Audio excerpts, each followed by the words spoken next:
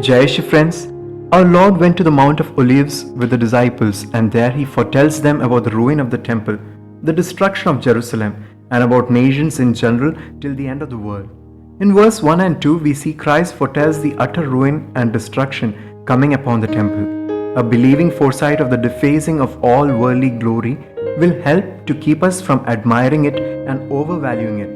The most beautiful body soon will be food for worms, and the most magnificent building a ruinous heap. Don't you see all these things? It will do us good so to see them as to see through them and see to the end of them.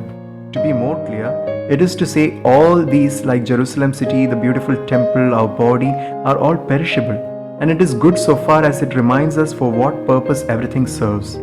Quite often, we get so attached to these things that we think our world will not exist without these. I know a beautiful young girl studying in one of our schools who used so much of lipstick and powder that her natural beauty was brushed off. On asking her the reason for it, she gave me two reasons. I thought all these makes me beautiful. Secondly, it was because everyone in her peer group used it, and so she too gave in. Friends, there's a story. A man who has gone out of his house comes back and finds his house on fire. Many were ready to give double price for the house, but he had never agreed for any price, and now it is just burning before his eyes. And thousands of people have gathered. The fire has spread so far that even if you try to put it out, nothing will be saved. So he becomes very sad. His son comes running and whispers something in his ears. Meanwhile, don't be worried. I sold it yesterday, and at thrice the price of its original value. The offer was so good, I could not wait for you. Forgive me. Father said, thank God, it's not ours now. Then the father is relaxed and becomes a silent watcher just like thousands of other watchers. It is the same house, the same fire, everything is the same. But now he is not concerned. In fact, started enjoying it, just as everybody else in the crowd. Then the second son comes running and he says to the father, what are you doing? You are smiling and the house is on fire. The father said, don't you know your brother has sold it? He said, we have taken only advance amount, not settled fully. I doubt now whether the man is going to purchase it or not. Again, everything changes. Tears which had disappeared have come back to the father's eyes. His smile is no more there.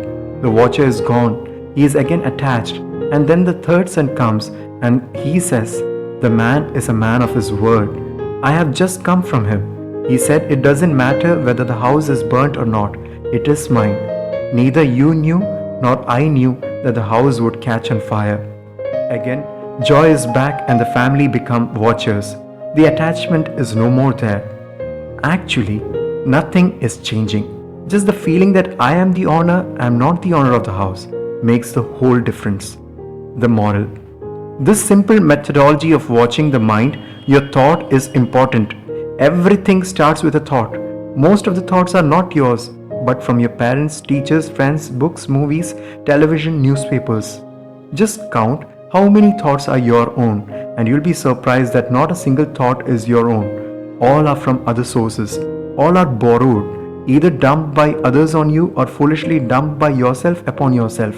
But nothing is yours. Remember, everything that exists is perishable, and your existence is much beyond these. So, don't get attached, but watch your thoughts, for they are very powerful. What comes out of the mouth proceeds from the heart, and this defiles a man. Matthew 15:18.